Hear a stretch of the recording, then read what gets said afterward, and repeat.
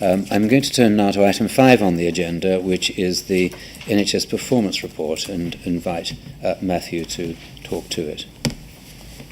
Thank you, Chairman. As with other items on the agenda, this is I'm going to stay within the factual description of what has happened over the past month. We saw in March the best A&E performance in the past 6 months, and a significant improvement on the same time last year, which I think reflects progress being made across the system. Ambulance responsiveness also hit its best performance since last summer, and was better than at the same time last year. Waits for elective care reduced slightly in March, and continued the improvements that we've been seeing over the last 3 months. And the median wait for non-emergency care is just over 6 weeks. So NHS is working very hard, emerging from winter. We're making some progress. Thank you, Matthew. Just remind us of the date of the publication of the public statistics. So it's a trick question, isn't it? No, I think isn't it 9th of June? 9th of June. I think we're putting them out on the 9th of June, or we're putting it out on the 12th. Yeah. Or is it the... the 9th of June will be the... we'll be putting it out on the 9th. I was not sure whether it's in line with the guidance from the National Statistician. Yes. Any questions for Matthew? Comments on the report? Okay, thank you very much, Matthew. We turn now to the NHS finance report, and I'll invite Paul to speak to that. Thank you, Malcolm. Just a brief report today for the reasons you've outlined. Just to say we're progressing well with the year-end accounting process, always the greatest excitement for finance teams around the country at this particular time of year. It's going well so far. It'll produce consolidated and audited accounts for both CCGs and NHS England by the end of June, and we will be publishing that as usual in July. For now, I think all I can do is just confirm 2 things which would be of particular interest to the board. Firstly, subject to audit, we have achieved all of our financial duties in 2016-17. And secondly, I can confirm that we have fulfilled our commitment to make an additional contribution to system balance in line with the reserve that we took at the beginning of the year, and which we've reported month in, month out at our meetings during the course of the year. More will become apparent, I guess, when we publish the accounts in due course.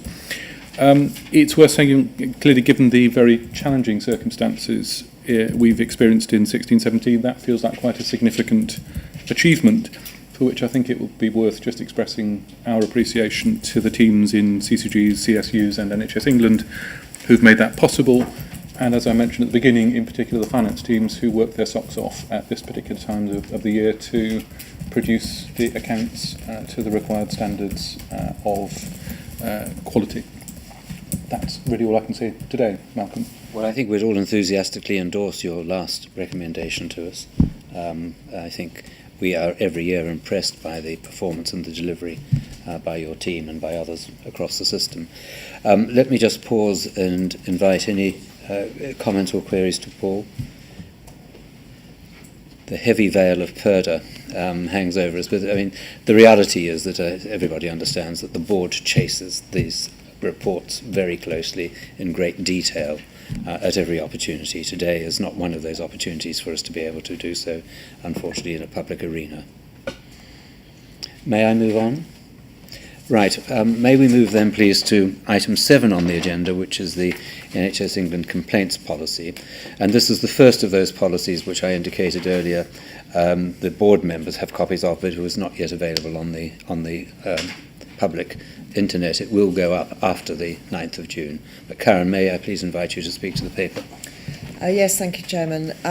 This paper is about an update to our existing complaints policy, which comes to the board when it changes as a matter of routine. The substantive change to the policy this time that we're asking the board to approve is the addition of a new section relating to safeguarding to take into account recommendations from our safeguarding team to ensure that how our complaints staff deal with safeguarding issues and the training that they require to ensure that they properly understand and can deal with those effectively. It also includes some policy with regard to how complaints staff themselves are supported in the event of some complaints which can have an impact on the complaint staff themselves. And thirdly, we took the opportunity of updating this policy to simply improve some of the processes with regard to how certain of our complaints are dealt with, those that are produced verbally by complainants and how those are processed and fed back to the complainants. Those are relatively minor changes to the process, but just reflect those additions. So I hope the board would be able to approve the policy, which you've seen, and then we would publish this after the 9th of June. Can I invite comments or questions from members of the board? I suspect actually that irrespective of PERDA, this would not have detained the board under any other circumstances, so it's all common sense stuff, pretty straightforward, important to bring about the amendments that you've proposed. So may I propose to the board that they approve the revised complaints policy? Thank you very much. So the next item on the agenda, again, I fear without the formal policy itself being published, relates to managing conflicts of interest, and it's the refresh of the statutory guidance for CCGs. Ian, over to you. So the board is invited to approve the small number of minor amendments to the statutory guidance for CCGs on managing conflicts of interest. Those amendments are purely consequential upon the wider cross-system review of conflicts of interest. And that's a review that we have discussed at earlier meetings of the board. I think given that these are purely consequential, and they are, and there was a bit of cross-learning, of course, from the original CCG guidance into the cross-NHS work, and this is then a reciprocation, a cross-flow, a reverse flow of intelligence back into the CCGs. I don't think that the board needs to be detained by this. Are you content to approve it? Thank you very much. The next item is the NHS England Standards of Business Conduct Policy, and the same rule, Karen, same rule applies to this in terms of publication, but perhaps I might invite you to introduce the paper. Yes, indeed. So again, this policy, which already existed, has been updated to reflect the changes that are being made as a result of the same piece of work that Ian just talked about, which is affecting CCGs, but also we need to apply within NHS England. So we have updated the policy. We also will be ensuring that all members of staff, of course, are fully cited on that policy, and ensuring it's implemented effectively through some inclusion in our mandatory training that all staff go through, so that they fulfil those requirements effectively. And again, I think it is reasonably straightforward and well known, so I recommend that we approve it. Thank you very much. I think it's obvious that when NHS England produces guidance for others, it ought to be an exemplar itself in its promulgation and observance of the guidance. And of course it starts here around the board table. The declarations of interest and the observance of strict rules around that are a very important part of the way in which we conduct our business. May I invite any comments or queries from the board? Or A very small point. Yes, please, Moira. Which is local government world officers mean those employed as opposed to members, elected politicians. We seem not to be so clear about what officers are in this paper. And I don't know if that same distinction applies, as it were, because at one point it refers to board members as officers, or are included in the term officers, and it seems to be different at other parts. And it's not a big point, I'm sure, but we should try to be as clear as possible where we can. No, I think it's a worthwhile point, and the distinction is well known and long respected in local government that the terms mean quite different things. But my observation, without going through the document right now, would be that every rule that we expect to apply to our staff, we would apply to ourselves. And I would hope that we can be clear about that. If that requires a minor amendment, then let's approve it now. Thank you. Yes, we will make sure it's very clear to everybody, Maura, so thank you. Okay, thank you. Any other comments or queries? Right, thank you very much. We now turn to the revised external whistleblowing policy, the revised external whistleblowing policy. Who's introducing this? It's Jane, sorry, I couldn't see you. Okay. No, it's fine. Thank you, Chairman. So this, again, falls into a similar category to some of the previous policies. We had an existing policy, and this has now been updated and revised following some really helpful comments from our internal auditors. I think it's worth just pointing out that we have two policies. We have one for NHS England staff, and then we have one that looks at NHS England's role for external organisations such as CCGs, CSUs, etc. So what this policy does is take into account some of the feedback we've had from internal audit and also our own regional whistleblowing leads, and we have updated that really to make sure that there's more clarity, that escalation is more clearly described, that we are very clear on NHS England's role and responsibilities in the different settings. And we've strengthened that so that people that may want to look at it in order to either raise a concern or to understand our own role would be able to see that clearly set out. So again, as with other colleagues, I would invite the board to approve the policy. Very happy to answer any particular questions, but I think this will fulfil the recommendations that were made and will make it much clearer for people as to how and when they should apply the policy. Thank you. David? Jane, policy is great, but actually people's knowledge and implement it, and then therefore comfort in using it is probably more important. Yes. So how are we going to inform and embed the policy into the day-to-day operations of NHS England? So we have regional whistleblowing leads who will work through the local teams and the regions to get this policy understood and out there. All the CCGs will also be appointing by September their own Freedom to Speak Up Guardians. Yeah. And within NHS England, Karen is our Freedom to Speak Up Guardian. So we've got a system within NHS England for our own staff, but through our regions out into the wider system to embed this and make sure that it's very easy. We've also got a national Freedom to Speak Up Guardian, Henrietta Hughes, who sits alongside CQC and has the oversight nationally around Freedom to Speak Up. Okay. Thank you. Any other observations? I mean, I think it's an immensely important policy. I mean, we have our own internal policy, and I, as chair of the board, stand in overall governance control of that doesn't apply in this policy. I think, secondly, we all ought to regard whistleblowing policies as part of the barometer of understanding what is the state of play within our organisations, particularly around allegations of misconduct that may threaten patient safety.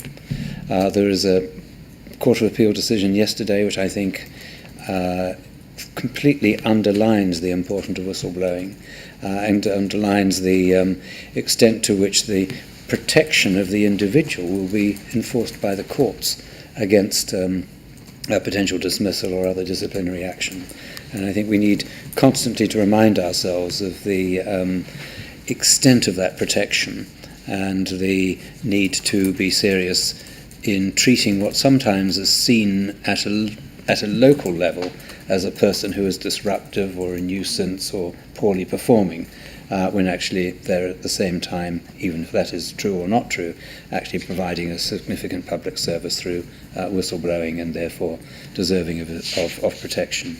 So thank you, Jane, for bringing that policy to the board. As with the other ones we've been discussing this morning, we will publish it after the 9th of June and ensure David's point is picked up around dissemination and training. Right, we turn now then to the next item on the agenda, which is the statement on slavery and human trafficking. Jane, back to you. Thank you, Chairman. So the Modern Slavery Act was published in 2015, and that introduced quite significant changes in UK law. As part of that, there is a transparency needed, which where large organisations actually publish statements on every year on what they are doing to really provide support to anybody that might be subject to potential modern slavery. And this statement sets out NHS England's work. It talks about us, it talks about our current policies and initiatives, and it describes what we're doing to support that particular really significant issue that some people do face in this country. It also sets out some of the detail around the work we've been doing over the last 12 months, and it actually also does link, interestingly, to the whistleblowing policy that we've just heard about. So it's, as I said, it's a statutory responsibility for us to do that. We will publish it, and we will be and it also sets out what we'll be doing in 17/18 to both review the effectiveness and to improve it still further. So again, I'd invite the board to approve this statement, which will be published with Simon's name attached to it. Any comments or questions to Jane? I mean, it just reminds me, actually, just as with the safeguarding paper you brought to the board recently, the sheer extent of this abuse in a modern civilized society is quite extraordinary and deeply worrying. And it's appropriate that, I think the government has picked this up, but it's appropriate that we should have such a statement and that we should be scrupulous in observing it. I suspect that much of the NHS as a whole's involvement with this is on the clinical front line and being able to identify those who come into our institutions as being potentially the victims of human trafficking or slavery. But there's, I think, a clear responsibility on the board to take the lead and to oversee the process in the way that you've proposed to us. Exactly. And it's not just the members of the public that might come in and actually have contact with our clinical services. It's also how we do business in terms of our procurement chain, etc., which is also really important. And which is set out. And it's very clearly set out in the statement. Thank you very much. Let me then move on, please, to the reports from the board committees. Commissioning Committee, David. Nothing to add, but we're invited to approve the revised terms of reference. We are. So may I invite the board to do that? Investment Committee, Moira. Nothing to add. Chair, note the contents. We note the content, yes, thank you. And the Specialised Services Commissioning Committee, Noel. Nothing to add, Malcolm, thank you. Thank you. I invite the board to note the update paper on the use of the NHS England seal. This is a formality, it comes to us every 6 months, and I just invite you to note it and to update it. Does any member of the board have any other business? I have one item, which is that I would like in public to, on behalf of the board, pay tribute to Karen Wheeler, for I believe this is your last formal meeting with us.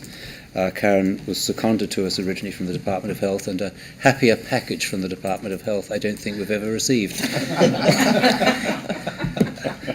So, in all seriousness, Karen, I mean, you have undertaken for us an array of complex, difficult and professionally demanding tasks, many of them almost hidden from view because they're so involved in the day-to-day operations of the organisation.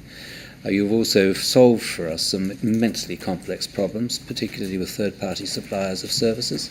And beyond all of that, I think everybody around this table would wish me to express their profound respect for the way in which you've conducted yourself, and to give you our warmest best wishes for the next stage in your career. So thank you on behalf of all of us, and we will record that in the minutes of the meeting. Many thank you. Thank Many you. thanks. I would like at this stage...